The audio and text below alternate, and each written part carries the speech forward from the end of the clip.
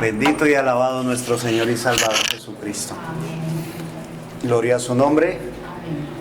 Nos permite estar aquí en esta noche y vamos a darle gracias. Inclina tu rostro, por favor. Padre, muy agradecidos contigo por la invitación que nos has hecho, Señor. Y más agradecidos de que nos permitas llegar, Señor, de que hayas aparejado lo necesario para llegar a tu casa, mi Rey. Gracias por esa sangre carmesí vertida en la cruz del Calvario. Gracias porque tenemos perdón de nuestros pecados en esta hora, Señor. Gracias porque tenemos libertad para entrar al lugar santísimo por la sangre de nuestro Señor y Salvador Jesucristo. Gracias, mi buen Dios. Gracias por tu palabra, la que vamos a leer. Pedimos des revelación a nuestro corazón. Padre mío, no queremos un culto más, Señor. Queremos estar más cerca de ti en cada servicio. No queremos, Señor, un buen servicio. Queremos la presencia de tu Espíritu Santo en nuestras vidas. Gracias, Padre eterno. Toma control de este siervo tuyo, Señor. Toma control de mis labios, de mi mente, Señor, de mi corazón, de mi espíritu, mi Rey. Asimismo de nuestros oídos. Queremos oírte, mi Señor, mi Dios. Y, por favor, visita al enfermo, Señor. Sana al enfermo, Padre de la gloria. Consuela al afligido, Señor, y libera al cautivo. Te lo pedimos en acción de gracias. Y así leemos tu palabra en el nombre de Jesucristo. Amén. Gloria a Dios. Acompáñame en la lectura, por favor. Vamos a abrir la palabra del Señor. Y vamos a hacerlo en el primer libro del profeta Samuel, capítulo 11. Vamos a leer los primeros 4 versos, ¿sí? Acompáñame, por favor. Primer libro del profeta Samuel, capítulo 11, versos 1 al 4. Gloria a Dios.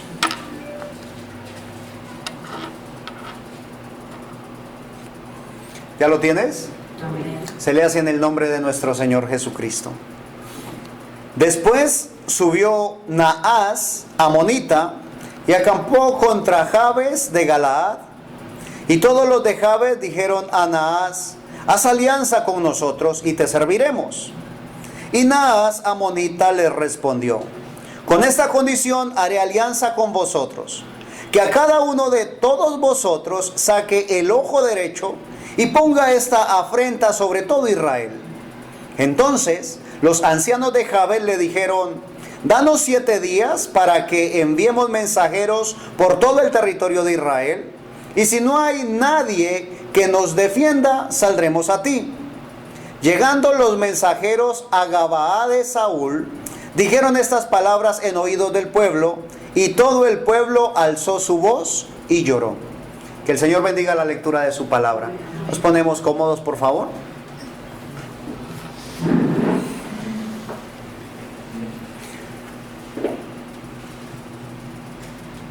Estamos leyendo de la palabra del Señor, ¿sí? Relatos históricos, acontecimientos reales. Y el amonita, ¿sí? El rey de los amonitas, en este caso Naas, dice la escritura que acampa contra Jabes, ¿sí? Cuando dice que acampa contra es porque está queriendo hacer guerra, queriendo pelear, ¿ves? Cuando acampa contra Jabes de Galaad, ellos se dan cuenta de que es un rey poderoso y que lo más seguro es que los venza. Entonces, para no tener muertes innecesarias en la guerra, lo que hacen es rendirse de una vez, ¿sí? Le dicen: venga, rey Naas, haga alianza con nosotros y nosotros le servimos. O sea, es triste el panorama que se ve en estos versículos. El pueblo de Israel, parte del pueblo escogido por Dios, viene el enemigo y lo primero que hacen es: venga, yo me rindo y quiero servirle, ¿sí? No me haga daño, no me lastime. Yo quiero rendirme ante usted, le voy a servir. ¿No es triste esa condición del pueblo de Dios? Y nosotros leemos y decimos: no, qué tristeza ellos allá. Pero ¿qué el día presente? ¿Qué hacemos nosotros ante el enemigo? Ahora, llama la atención que el nombre de este rey de los amonitas, de este Naas, en hebreo significa serpiente. Eso significa ese nombre. Y dice Apocalipsis capítulo 12, verso 9, cuando habla del gran dragón, la serpiente antigua, que se llama Diablo y Satanás. Ahora, no estoy diciendo Naas era el diablo, no. Estoy diciéndote lo que significa su nombre. Estoy diciéndote que cada escritura, por muy histórica que haya sido, tiene reflejo para el día presente. Ahora, el pueblo del Señor, aquí esta porción del pueblo del Señor, los de Jabes de Galaad, ni siquiera hacen el esfuerzo por enfrentarse al enemigo, sino que de una vez se declaran vencidos, se declaran derrotados. Haz alianza con nosotros y te serviremos. Ahora este hombre les dice, listo, voy a hacer alianza con ustedes, pero tengo una condición: que se saquen todos el ojo derecho. Ahora, es absurda la condición, es ridícula. O sea, no solamente por lo doloroso que podría ser que se sacaran el ojo derecho, sino porque físicamente, hablándolo en la parte meramente física, cuando no se tiene un ojo, se pierde no solamente parte de la visión, no solamente se pierde parte de la perspectiva, sino que también se pierde lo que es la visión tridimensional. Eso hablando en lo natural. Y sabemos que lo natural es tipo y sombra de lo espiritual, tipifica lo espiritual. ¿Qué ocurre o qué quiere Satanás con el pueblo de Dios cuando el pueblo de Dios se siente vencido? No se preocupen, yo no les voy a hacer daño, solamente quiero quitarles parte de la visión. Quiero que no miren el panorama completo, que ustedes miren como yo quiero que miren. Eso quiere Satanás. Quiere que el pueblo del Señor no tenga abiertos sus ojos. El salmista dice allá en el Salmo 119, verso 18, abre mis ojos y miraré las maravillas de tu ley. ¿Qué quiere Satanás? Que tú y yo veamos solamente parte de la ley del Señor, y que digamos, no, es muy duro, es muy difícil, no se puede. ¿Qué quiere el enemigo? Que nos conformemos a vivir en mediocridad. Y lo natural tipifica lo espiritual. Posiblemente en lo natural se pierde esa visión panorámica, y en lo espiritual igual. No sé si recuerdas, allá en el libro de los Jueces, capítulo 16, verso 21, cuando Sansón es capturado, los filisteos capturan a Sansón y lo primero que hacen es sacarle los ojos. Ahora, el quitarle los ojos lo hacen como afrenta, claro que sí, para burlarse de él, porque no puede moverse, no sabe hacia dónde ir, tiene que ser guiado. Y le ponen de guía al juez de Israel a un niño.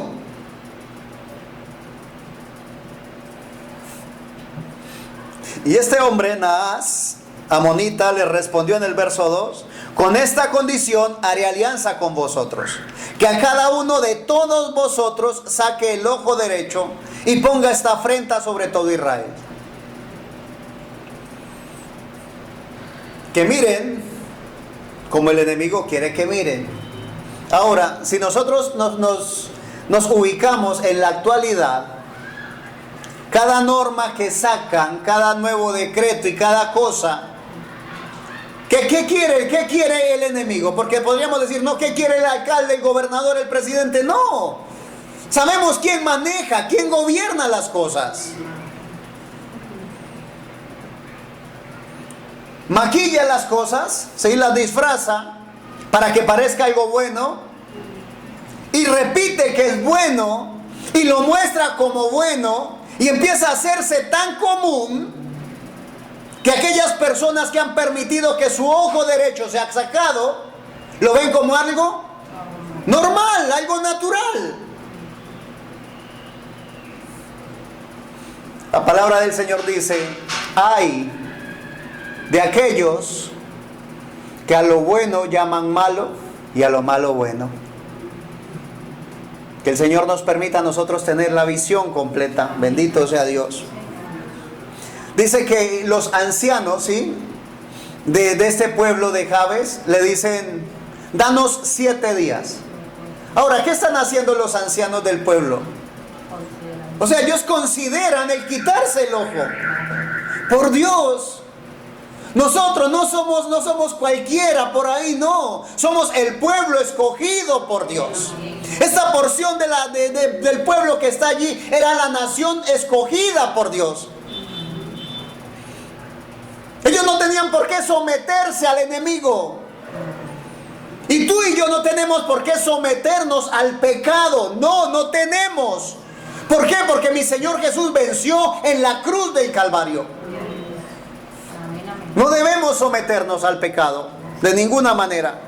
Y ellos lo consideran: danos 7 días y buscaremos por todo el territorio a ver si hay quien nos defienda. Y si no, pues saldremos a ti. Ahora, eso es triste, pero es más triste lo que dice en el verso 4. Dice: llegando los mensajeros a Gabaá de Saúl, dijeron estas palabras en oídos del pueblo, y todo el pueblo alzó su voz y lloró.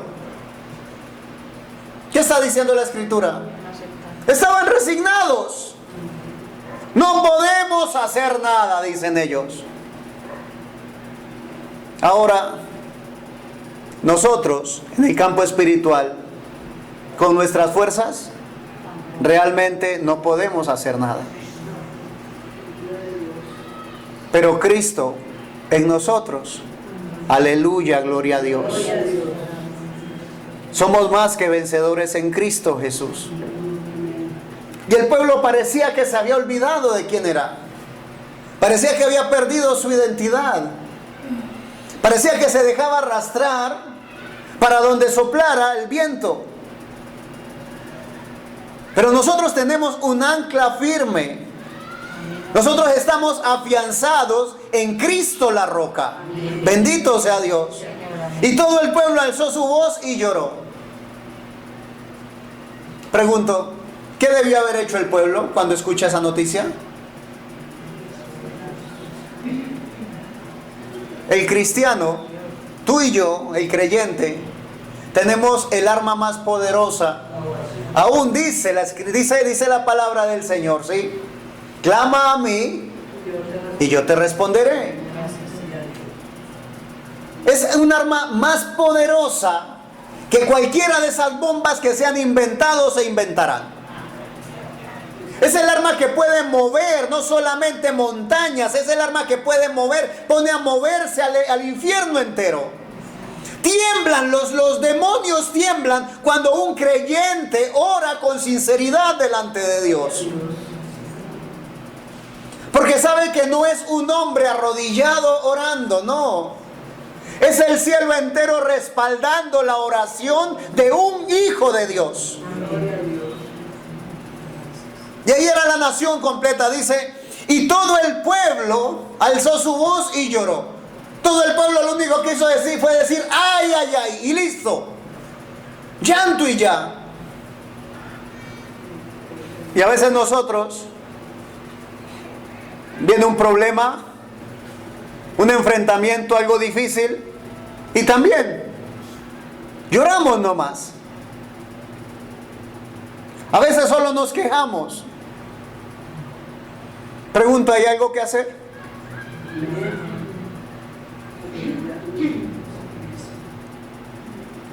Tenemos el arma más poderosa y no la usamos. Tenemos en nuestras manos no solamente con qué defendernos, sino con qué atacar y con qué destruir al enemigo. Pero a veces dejamos el arma quieta. A veces nos enfermamos, nos duele algo y lo primero que hacemos es buscar la farmacia. Lo primero que deberíamos de hacer, orar. A veces nos sentimos sin saber hacia dónde dirigirnos. Y posible buscamos ayuda con el psicólogo, con el consejero. Lo primero que deberíamos de hacer es orar.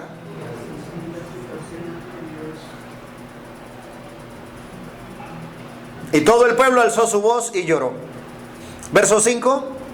Y he aquí Saúl que venía del campo, tras los bueyes. Y dijo Saúl: ¿qué tiene el pueblo que llora? Y le contaron las palabras de los hombres de Jabes. Al oír Saúl estas palabras, el Espíritu de Dios vino sobre él con poder, y él se encendió en ira en gran manera. Y tomando un par de bueyes, los cortó en trozos y los envió por todo el territorio de Israel por medio de mensajeros, diciendo: así se hará con los bueyes del que no saliere en pos de Saúl y en pos de Samuel. Y cayó temor de Jehová sobre el pueblo, y salieron como un solo hombre. Ahora, Saúl acababa de ser ungido como rey, ¿sí? Pero aún no había ejecutado su reinado. Había acabado de ser ungido. Entonces, para que la gente salga a pelear, lo primero que hace es cortar en trozos los bueyes y repartirlos. El que no salga a pelear se arruina, porque vamos a destrozar sus bueyes. Entonces eso, al que estaba solamente pensando y considerando lo material, eso lo toca. ¿Sí estamos o no? Lo mueve. Y a veces cuando nosotros tenemos nuestra vista puesta solamente en lo material, el Señor, ¿qué va a hacer? Va a tocar lo material. Posiblemente si estamos considerando de más las posesiones, la riqueza, los bienes que tenemos, mi Señor va a permitir que el enemigo ponga sus manos allí. Que aquellas cosas que consideramos importantes vayan saliendo de nuestras manos, para que nuestros ojos puedan enfocarse nuevamente a lo real, a lo importante, a lo espiritual. Entonces les dice: así se hará con los bueyes del que no saliera en pos de Saúl y en pos de Samuel. Ahora, Saúl en ese momento solamente había sido ungido por rey, pero el pueblo conocía a Samuel, ¿sí? Saúl acababa de ser ungido por rey, pero el pueblo sí sabía quién era Samuel. Sabían que era un hombre ungido de Dios. Sabían que era un hombre respaldado por Dios. Entonces lo que hace Saúl es poner el nombre de Samuel junto al suyo, para que haya respaldo, ¿ves? Entonces dice que el que no salga en pos de Saúl y en pos de Samuel. Cuando él nombra a Samuel, dice la escritura, y cayó temor de Jehová, ¿sí? Y cayó temor de Jehová sobre el pueblo, y salieron como un solo hombre. Bendito sea Dios. Y los contó en Besec, dice el verso 8, y fueron los hijos de Israel 300,000, y 30,000 los hombres de Judá. Y respondieron a los mensajeros que habían venido: así diréis a los de Jabes de Galaad: mañana al calentar el sol seréis librados. Y vinieron los mensajeros y lo anunciaron a los de Jabes, los cuales se alegraron. Y los de Jabes dijeron a los enemigos: mañana saldremos a vosotros para que hagáis con nosotros todo lo que bien os pareciere. Qué cosa, ¿no? Si nosotros solamente, como dice la escritura, primero buscáramos el reino de Dios y su justicia, nos ahorraríamos tantas vueltas. El camino sería más corto, pero a veces vamos de aquí para allá, de allá para acá, y hacemos un recorrido tan largo para terminar donde debimos haber empezado. ¿Qué estaba teniendo el pueblo de Jabes? El respaldo de Dios. No era solamente el respaldo de un pueblo, no, porque ese pueblo lo lideraba el profeta de Dios, ¿sí? Samuel. Ahí estaba ahora el rey al lado del profeta. Estaban con el respaldo de Dios. Y se alegran, ¿ya? Y cuando ya se alegran y saben que tienen el respaldo, entonces mandan a decirle a los enemigos: mañana saldremos a vosotros y haréis lo que bien os pareciere. Aconteció, dice el verso 11, que al día siguiente dispuso Saúl al pueblo en 3 compañías y entraron en medio del campamento a la vigilia de la mañana e hirieron a los amonitas hasta que el día calentó. Y los que quedaron fueron dispersos, de tal manera que no quedaron 2 de ellos juntos. El pueblo entonces dijo a Samuel: ¿quiénes son los que decían: ¿ha de reinar Saúl sobre nosotros? Dadnos estos hombres y los mataremos. Y Saúl dijo: no morirá hoy ninguno, porque hoy Jehová ha dado salvación en Israel. Bendito sea Dios. Antes de este capítulo, el capítulo anterior termina diciendo que cuando se unge a Saúl, hay unos hombres que dicen: ¿y este hombre podrá salvarnos? ¿Este hombre podrá librarnos? O sea, menosprecian a Saúl. Por eso este texto aquí, esta partecita que estamos leyendo: ¿y dónde están los que decían: ¿ha de reinar Saúl sobre nosotros? Entonces dicen: no, es que ya vimos el respaldo de Dios, ¿sí?, a Saúl. Entonces traigan a esos hombres para que les quitemos la vida. Pero Saúl, bendito sea Dios, Saúl reconoce que esa victoria no era de él. Saúl reconoce que la victoria es de Dios. Y qué hermoso cuando nosotros también reconocemos que cada victoria que el Señor nos da, cada victoria que logramos, no es por nuestros méritos propios. Son méritos del Señor. Amén. Si hay algo bueno en nosotros, es por la gracia de Dios, por la sublime gracia de Dios. Verso 14 dice: mas Samuel dijo al pueblo: venid, vamos a Gilgal, para que renovemos allí el reino. Verso 15: y fue todo el pueblo a Gilgal, e invistieron allí a Saúl por rey delante de Jehová en Gilgal. Y sacrificaron allí ofrendas de paz delante de Jehová, y se alegraron mucho allí Saúl y todos los de Israel. Ya había sido ungido Saúl como rey, pero aquí ya es investido. Y ahora estaba ejecutando su oficio. El Señor con nosotros quiere igual. Nos hace un llamado, nos unge y quiere que nos invistamos, que tengamos puesta toda la armadura, esa armadura de Dios, que tengamos con qué defendernos, con qué protegernos y con qué atacar. Porque a veces pareciera que los creyentes solamente tenemos que defendernos de los ataques del enemigo. Pero el Señor ha dado armas poderosas. Nuestras armas son poderosas en Cristo Jesús. Armas poderosas para vencer. Y nuestra lucha, dice la palabra del Señor, no es contra carne y sangre, sino contra principados, potestades. Dice la carta del apóstol Santiago, acompáñame por favor, vamos a concluir. Carta del apóstol Santiago, capítulo 1, vamos a leer desde el verso 19 en adelante. Santiago capítulo 1, versículo 19 en adelante, dice así la palabra del Señor.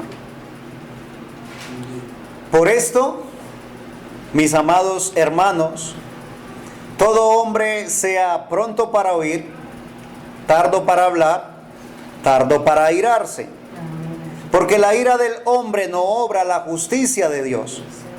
Por lo cual, desechando toda inmundicia y abundancia de malicia, recibid con mansedumbre la palabra implantada, la cual puede salvar vuestras almas. Pero sed hacedores de la palabra, y no tan solamente oidores, engañándoos a vosotros mismos. Porque si alguno es oidor de la palabra, pero no hacedor de ella, este es semejante al hombre que considera en un espejo su rostro natural, porque él se considera a sí mismo y se va y luego olvida cómo era.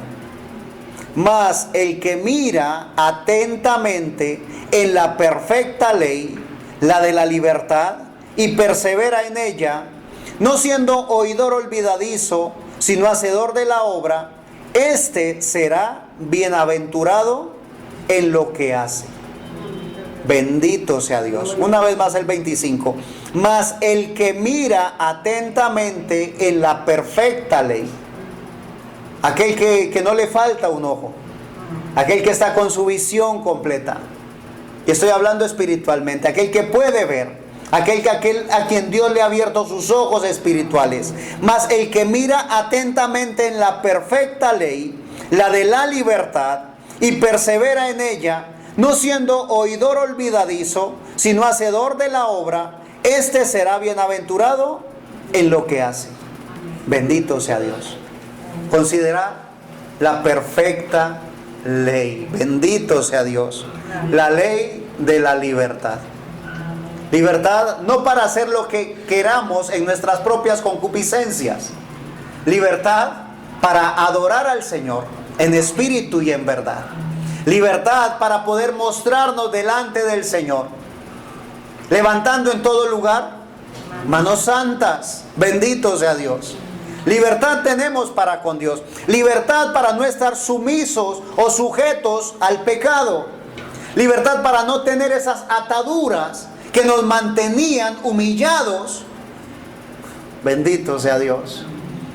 Libertad para poder dar gloria y honra al que vive y reina por los siglos de los siglos. Con esa libertad vamos a inclinar nuestro corazón, nuestro rostro delante del Señor. Vamos a darle gracias a Dios. Padre bueno, en el nombre de Jesucristo nos presentamos delante de ti dándote gracias, Señor. Gracias por tu libertad, Señor. Gracias por permitir que nuestros ojos espirituales sean abiertos, mi Rey, para poder ver y contemplar la hermosura de tu ley, Señor.